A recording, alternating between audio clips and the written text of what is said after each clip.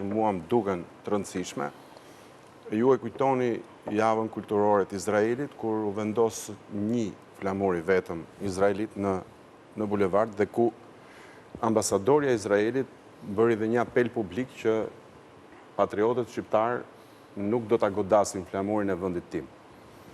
Kjo vinte pas një ndeshje miqësore Shqipëri-Izrael, ku ne dim se për shkak të një incidenti të fushës u kaluan thirrje pro-Palestinës etj, pra një tendosje.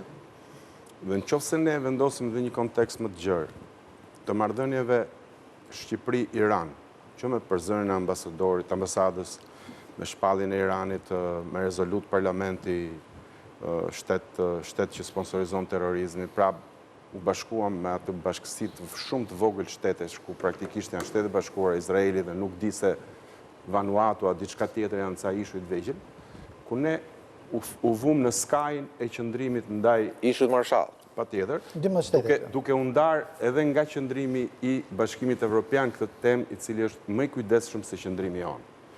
Fut dhe vizitën e Ramës në Kneset, dhe pa qenë fare antisemit sepse nuk jam, kam qenë në Auschwitz dhe jam të merruar nga ajo që kam parë, pa them kështu eksperiencë njerëzore, po pa qenë fare antisemit, unë mendoj që indirekt në bashkësinë fetare muslimane, kjo lloj linje e politikës tonë të jashtme ka prodhuar, edhe Bordi Paqes e tjerë, ka prodhuar një disponim në një sektor të saj, flas për besimtarin musliman, i cili nuk është pozitiv ndaj kësaj qeverie në lidhje me politikën e saj të jashtme në këto aspekte.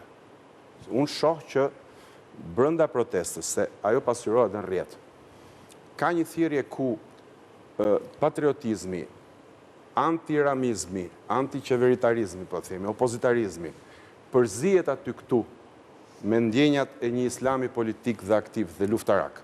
Dhe ata priftërinjt, natyrisht, ata kanë zbrit në fushë dhe kanë folë shumë ashpër, ju si keni parë, po ata kanë folë vërtet. Apo, ai kishte shënohet, ishte... Pa i qejtë mërshë, po ashtu kanë qenë të gjithë, more. Lexojeni dhe do bindeni.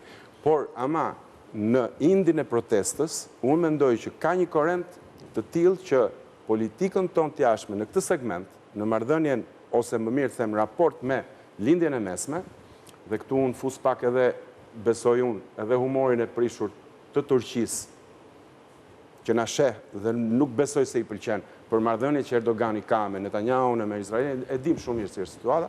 Unë mendoj që ne islam politik nuk kemi. E ka Maqedonia, ka tipare që mund të krijohet në Kosovë, por Shqipëria ka qenë shteti që ka qëndruar më imunizuar ndaj flukseve religjioze në politikën aktuale. Që ka qenë gjë e mirë apo? Patjetër, absolutisht, është pasuria jona. Nuk diskutohet, ne jemi shtet laik, jemi dhe qytetar laik, sepse tillë jemi kultivuar dhe të pasurit e 4 besime na ka bërë që më mirë mos futemi në këtë terren se po u futëm pastaj. Unë e kam thënë gjithmonë, nuk është bashkëjetesë, është balancë delikate. Tani, nëse mund të shtoj një tipar që me që mora fjalën. Unë mendoj se mas 37 ditësh, protesta ka arrit në një gryk shishe që nuk është vetëm e kësaj proteste, po që është e çdo opozite që kërkon të rrëzojë një qeveri në Shqipëri të paktën. E ka provuar Lulzim Basha, e ka provuar Sali Berisha, po e provon dhe protesta. Kjo është trajektoria metaforikisht që niset nga sheshi Skënderbej deri te kryeministria, e cila është një copë shumë e bukur, bulevardi që ecet në mënyrë shumë komode. Problemi është se mbas ti të arrish tek këmbët e kryeministrisë, ti duhet dish do të bësh me ata njerëz që ke sjell aty. Dhe këtë dileme kanë pas Lul Basha me Monika Kryemadhin kur bën dogjen mandatet dhe bën dhe protestat kombëtare, me çadrën e famshëm 2017, më vonë Sali Berisha me Ilir Metën që përpiqeshin të hidhnin minat qeverisë socialiste dhe që të gjithë dështuan te kjo grykshishje. Pra, në momentin që protesta thot nuk negocioj, po do të rrëzoj, duhet t'i tregoj shqiptarve jo vetëm masivitet, po edhe mënyrën se si do ta rrëzoj qeverinë, sepse kjo mas njerëzish, kjo nuk rrëzon dot Këshilli Bashkiak Tiranës, jo të rrëzoj qeverinë shqiptare. Me thënë drejtë. Këshilli Bashkiak Tiranës kam përshtypjen që kishte më shumë anëtarë se mbledhja sot. Por pikërisht për këtë, për pikpyetje e parë për që bien mbi protestën, flasim më njëherë pas publicitetit. Pikpyetje që për herë të parë i kanë vendosur ndërkombëtarët, jo ndërkombëtarët ose do. Pa ata që u duk që e pëlqenin ata. Rikthehemi pas pak.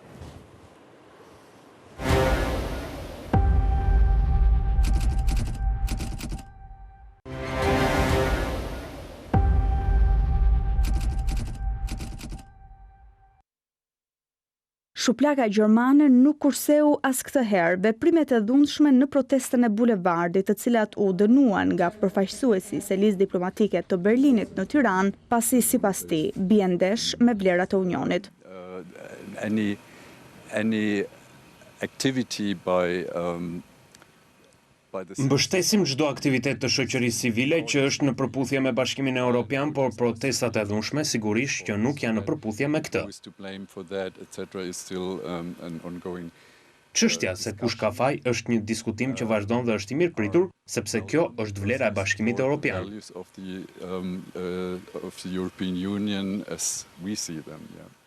Diplomati gjerman rikonfirmoi gjithashtu mbështetjen e Berlinit zyrtar për procesin e integrimit evropian të Shqipërisë, duke vlerësuar angazhimin e qytetarëve dhe institucioneve në këtë drejtim. Jemi shumë të lumtur që populli shqiptar është kaq shumë në favor të antarësimit në Bashkimin Evropian. Ne po e mbështesim këtë proces të antarësimit sa më shumë që mundemi nga ana teknike.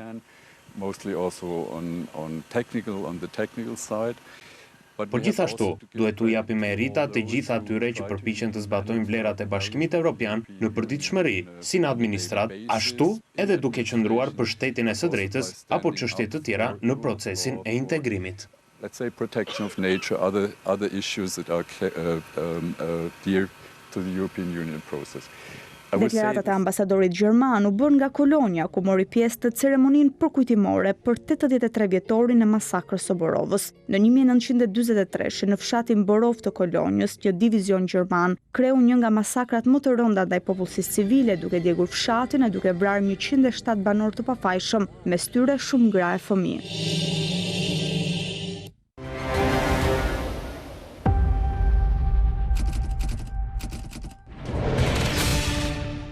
Rikthehemi live, ky është reagimi i parë në fakt ndërkombëtar për protestën. Çuditërisht nuk ka pasur një reagim të ambasadës amerikane, nëse nuk quajmë reagim deklaratën e saj para protestës së 4 korrikut që qytetarët e saj të rinin larg vendeve ku mund të kishte shenja dhune, po besoj që ajo nuk quhet reagim. Reagimi i parë është nga Gjermania, e cila duhet thënë është ndër vendet më kritike ndaj disa aspekteve të qeverisjes shqiptare.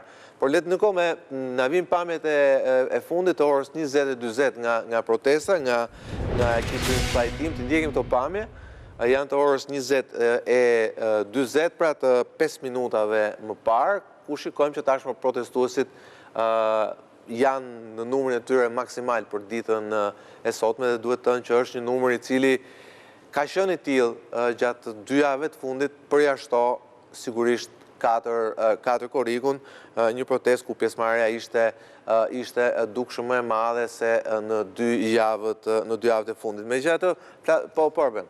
Tha Skënderi pak foli në raport me marrëdhëniet e Shqipërisë me lindjen e mesme dhe Izraelin veçanti. Tani ne sa kuptojmë doktrina politike shqiptare e 35 viteve të fundit është që ka një marrëdhënie të posaçme në lindjen e mesme e Shqipërisë me Izraelin. Kjo s'ka ndryshuar nga askush, as nga djatha dhe as nga majta shqiptare, përveç me hebrejt, duhet thënë. Jo, me shtetin e Izraelit. Hebrejt është koncept më i madh, sepse hebrejt në botë janë shumë. Jo, po ne kemi me hebrejt. Po, me hebrejt është historisë shtetërore 50 vite komunizmi nuk e njihte Izrael. Nuk e njihte. Peni nuk ka qenë e njëjtë, më fal, pastaj do ta them se nuk ka qenë e njëjtë politika në lindjen e mesme. Politika e Shqipërisë ka qenë e ndryshueshme dhe ndryshme. Politika e Shqipërisë në lindjen e mesme ka qenë pro islamizmit dhe ka qenë anëtare e botës islamike. Partia Socialiste ka vendosur bashkë me Partinë Demokratike. Në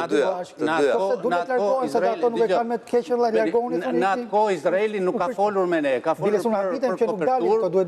për kopertur, se kishim as sepse këto nuk shkojnë votojnë me asnjë lloj çështje, as me aty, as çojnë përfaqësues. Nuk e kishim as salat, nuk e kishim as gjë, përkundrazi e kishim në me një pikpyetje shumë të madhe sepse ne ishim antarë të Konferencës Islamike.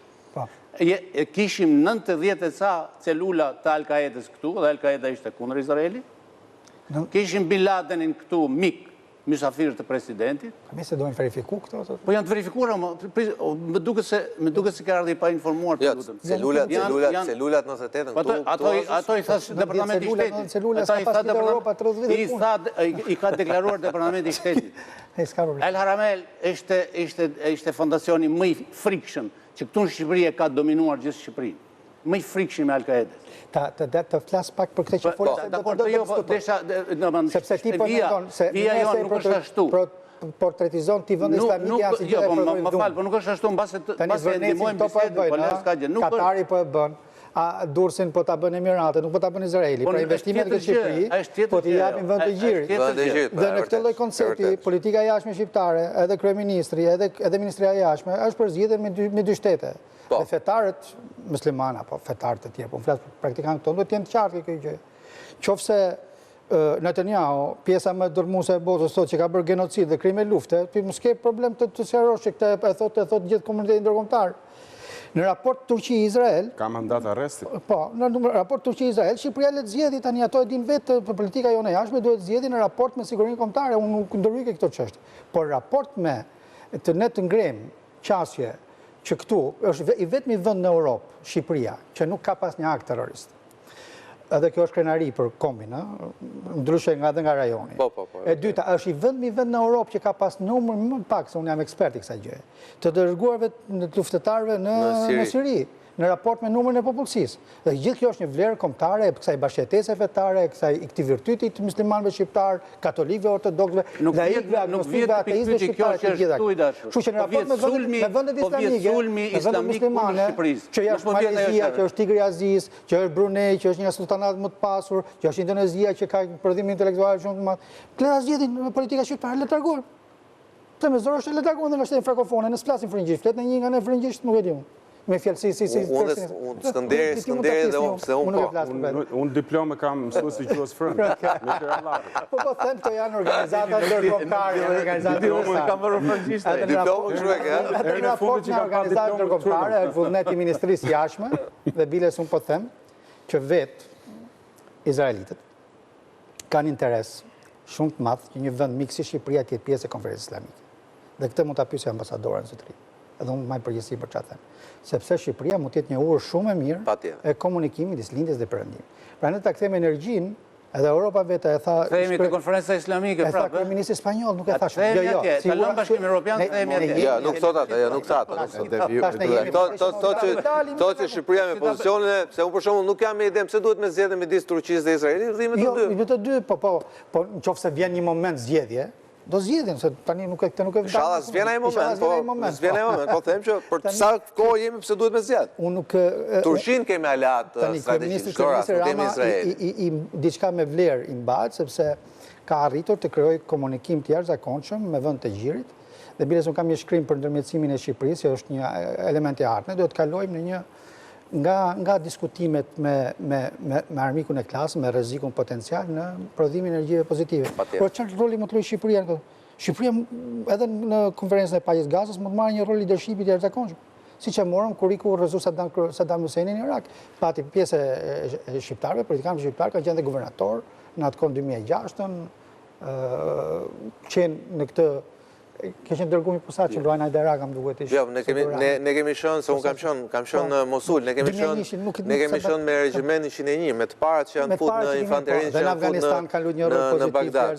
Ndërkohë sa i përket të rikthimit si guvernator, në guvernator kemi pas në Basra, për në kohën e sultan. Nuk e di se ka qenë një pozicion administrativ. Në Basra, kemi pas në Basra. Administratori i Basrës ka qenë Kështu që mund tjetë që kjo qansje që neve jemi të shqetësuar për gjuhën e madhe të islamofobisë në median shqiptare. Ka një rritje, edhe gjuhën antisemitizmi, ka një rritje të jashtëzakonshme. Këtu është problemi. Muslimanët shqiptarë nuk janë armiq të asnjë kombi, të asnjë besimi, të asnjë race. Është një çmenduri shumë e madhe që një vend se si armiq vetes janë shqiptarët. Te thot Faiko Nica tani, unë nuk jam Faiko, unë jam Arbeni. Ne vetëm mund ta citojmë Faiko. Flasim çik për reagimin ndërkombëtar, Skënder. Dy gjëra. Sigurisht sot kemi reagimin e ambasadorit gjerman, që duket reagimin nxitur, mund të themi, pra bëj këtë pyetje se ne do përgjigjemi, kjo është e para. Ajo që më bën mua përshtypje me thënë vërtetën. Ndoshta mund të flasim për mos reagimin e ambasadës amerikane. Pra, këtu bëhet fjalë nëse flasim për protestë. Protesta ka nisur kundër një projekti që po diskutohet do ndërtohen Spornec, fond Katariot kuptohet, por prapa janë amerikanë, prapa është sigurisht familja Trump, $4.5 miliard. Pra bëhet fjalë për $4.5 miliard. Pra ti dëgjon ambasadorin vend i cili kur pyetet në Komisionin e Jashtëm të Senatit dhe Kongresit Amerikan thotë unë do mbroj interesat e biznesit amerikan, tu ambasada amerikane nuk reagon fare për këtë. Se në fund fare, kjo protest de jure, pra ligjërisht nisi kundër zbërnezit. Këtu ambasada amerikane, kjo aktualja, nuk e di çfarë ndodhi mbas një kurshi kur vjen generali, ndoshta situata do ndryshoj. Po deri tani ambasada amerikane asnjë fjalë. Sokol, në Amerikë janë konsumuar disa dallë protestash në kuadrin e asaj që u quhet No More Kings, jo më mbretër, kundër Donald Trumpit. Ç'tidhem, kjo është ambasada është e Donald Trumpit. Po i vi okay. Çështjes për të dalë aty. Lexova që diku ke 8 milion amerikanë kishin dalë në rrugë kundër qeverisë. Në mesin e protestave tjetër gjë, në mesin e protestave Edi Rama ku vajti? Vajti takoi Macronin apo jo? Që u prit. Një president i cili mundi të heq qafe fenomenin gilet jaune të famshëm të legët e verdh, vetëm se hyri pandemia.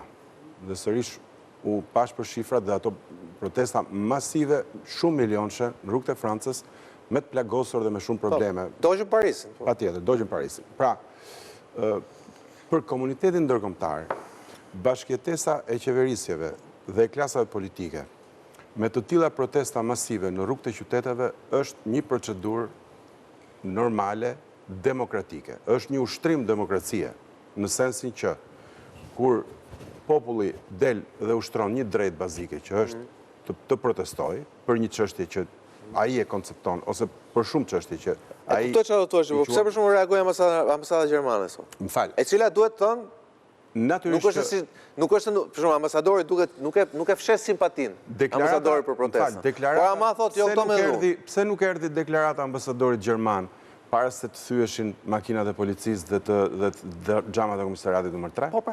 Pra kjo është ideja. Do të thonë, për sa kohë që mira, 10 mira, si të doni merrni, 100 mira, varësi të numrit dhe Google-it se si e numërojmë metrat katror në bulevard, për sa kohë që protestat janë paqësore, nuk krijohen probleme politike për qeveritë sepse quhen çështje e brendshme. Vetëm shqiptarët e Kosovës dhe Maqedonisë nuk i quajnë çështje të brendshme, ndërkohë që evropianët dhe ndërkombëtarët përgjithsisht i quajnë çështje të brendshme të Shqipërisë të rast. Pra, konsumohen brenda një sistemi demokratik, siç është ky i yni, i cili ka 1000 vrima dhe defekte, po në thelb ka zgjedhje të lira, ka institucione, ka drejt për protestuar etj. Pra, ka një kushtetutë e cila i lejon dhe i njeh këto drejta. Dhe prandaj them që në momentin që një protest nuk degeneron në akte dhune, pra nuk kalon në diçka tjetër, siç kanë qenë protestat politike ku futet dhe ishte një anarje me shumë peripeci, siç e dim. Kjo është një situatë, edhe kjo është një situatë demokratike. Është një situatë e vendosur, po është një situatë e cila konsumohet brenda sistemit me resurset e sistemit dhe në kuadrin e sistemit. Patjetër. Është ushtrimi i një drejte. Nëse kemi kohë sepse jemi në fund Sokol. Mund të themi gjë tjetër, një diçka tjetër që kam merak dhe realisht dua ta them. Kam mos na hapësh emisionin nga e para. Jo. Deri tani folëm për protestën, ndërkombëtarët, komponentët brenda protestës etj. Po që duhet flasim dhe si do reagoj qeveria. Unë mendoj, bloku i shënimeve të qeverisë çfarë ka marrë deri tani sepse Rama na ka thënë që ka caktuar një staf që po e ndjek protestën. Pra, ishte një deklaratë nuk mu duk e rëndësishme, mu duk e menduar. Tani, do të thoja, Shqipëria ka i krizë të madhe sociale. E kam thënë këtë tryezë dhe ti besoj e kujton. Një krizë të madhe pa barazie. Ka një krizë të madhe ekonomike. Në qoftë se çmimet tona shkojnë, kapin mesatarët evropiane, madje her pas here edhe i kalojnë. Ndërkohë që kemi pagat mesatare dhe pagat minimale ndër më të ultat të kontinentit, unë mendoj që qeveria që do të ndërhynte për t'i shëruar pjesërisht këto plag, do t'a skarton të atë shesh me shumë pikë përqindje për sa i përket pjesëmarrjes, nivelit të mlefit dhe opozitarizmit dhe urrëties që është krijuar në një porcion të shoqërisë e cila ndjehet realisht keq për jetën sot Shqipëri. Unë mendoj që qeveria shqiptare duhet i shohë disa gjëra më thellë se tani, se që ka parë deri tani dhe duhet dalë nga ajo guacka e 83 mandateve dhe asaj rehatie ku Çdo maxhorancë 82. 82. Po ta lësh. Bile unë do thoja 81. Çdo maxhorancë kalon në akte arbitrariteti, arrogancë dhe sfide ndaj popullit vet. Patjetër. Qoftë dhe pa dashje. Qoftë dhe pa dashje. Unë mendoj Lami që ta mbyllim. që thirrja konstruktive e Minxhotit, i cili është karakteristike edhe natyrës Minxhotit, që tek çdo problem tentoj të shohë pjesën racionale. Unë mendoj që ato protestues që janë aty e kanë ezauruar pjesën racionale me qeverinë. Ato janë aty për arsye, nuk janë aty për emocion, as për ndonjë kafshat fundi që mund të japë qeveria. Duke ju referuar gjithmonë dhënave që ne kemi parë ke sondazhet, është pjesa më iluminuar që qeverisë tonë që është aty në shesh. Dhe unë shoh që ka një dallim ndërmjet frymës që ka protesta aty dhe segmenteve të cilët kërkojnë ta kanalizojnë këtë frymë për qëllimet e tyre. Lami ata kanë qenë edhe kafe e kanë pas atë koncept. Jam dakord. E kanë pas atë koncept. Patjetër. Do të thotë, ky sektor i shoqërisë shqiptare që e mendon kështu për qeverinë ka ekzistuar. Sigurisht, patjetër. Tani vetëm është shfaqur. Patjetër. Po pra. Dhe duke qenë e tillë, zoti Minxhotit. Dhe qeveria nuk e shëron dot. Tani nuk e do qeverinë. Është shumë e vështirë ti gënjesh me karamela ata. Patjetër. Fola për karamelën, vjen keq.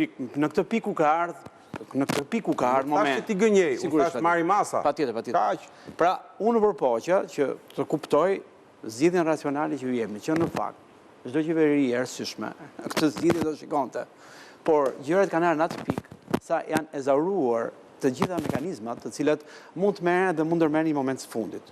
Unë mendoj njerëzit që janë aty janë sepse janë të bindur, kanë arsye të kuptojnë. O duhet që ndrojnë këtu, duke ndryshuar diçka, o duhet hikin. Janë ata të cilët nuk janë aty se nuk u mungon shkolla, nuk janë aty se u mungon shtëpia, nuk janë aty se nuk u mungon parat, nuk janë aty sepse nuk dihen të realizuar, po janë aty sepse ky sistem, kështu si është konfiguruar, nuk u pëlqen. Shumë e thjeshtë, rrëzoj. Po, Orlan, vetëm ka një gjë. Unë ta thash para se ta thoj, tash pjesën e parë që Rama e thash në editorial. Rama nuk po kërkon komunikojmë me një pjesë, nuk do të komunikojmë me të, pasi janë atë që janë, me drejtë e thamë. Nuk e duan. Por, ama reflektimi duhet tjetë. Sepse Shqipëria nuk është 30%. Pse nuk e thotë Ata vendosin numrat. Partitë opozitare në takim bë një pak kombëtar për Europë?